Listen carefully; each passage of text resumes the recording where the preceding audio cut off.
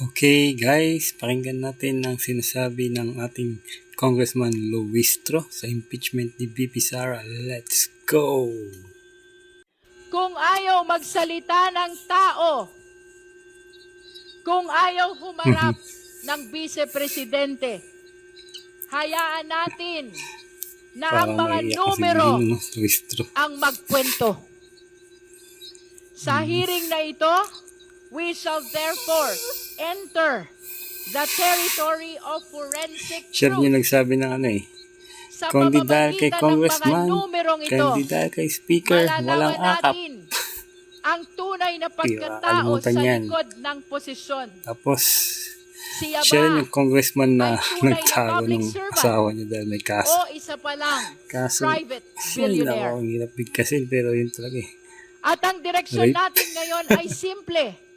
Rape Ngunit or sexual matibay. harassment, something like that. We follow the evidence Tinago niya. wherever it Grabe leads. na. Hindi tayo magpapadala sa ingay. Nagigil sila kay VP Sara, Hindi no? tayo lilihis sa proseso. Ay, no. Ang May ating paano ngayon yan? sandigan ay ang Congressman konstitusyon Martin. Ayaw at niya ang lang siya ating lang. layunin Naglagan ay yan. ang katotohanan. Tapos kayo dyan. Because in the end, ang tanong ay hindi kung sino ang pinakamalakas ang boses. Hindi kung sino ang pinakamaingay sa labas, kundi kung saan tayo itinuturo ng ebidensya.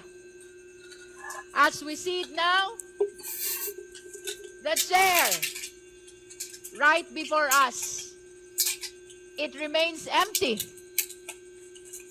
At tila, sanay na po tayo sa tanawing iyan. Ngunit kahit bakante ang upuang iyan, even if that chair remains empty, this room is full of the people's questions. Napakaraming tanong. Mga tanong na sa kabila ng pag-iwas, hindi mawawala. Sa kabila ng pananahimik, hindi maglalaho. Mga tanong na kailanman ay hindi kayang takasan ng bakanteng upuan. Not today. Not anymore. Let the evidence speak. Let the numbers testify. Let the chips fall where they may be. Let us finally resume this hearing. With that, this committee shall proceed. So, yun nga. Gigil silang ma-impeach si Sara. Ay, nako. Pero, kahit ano man ang gawin nila, mahal ng tawa mga Duterte. Okay? May pa-evidence pa kayo. Pare-parehas na naman yung script nyo. Kagaya ni Trillanes, puro drugs na naman. Tapos open bangko. Walang kasawa-sawa. Ay nako, Trillanes, kailan ka ba magbabago?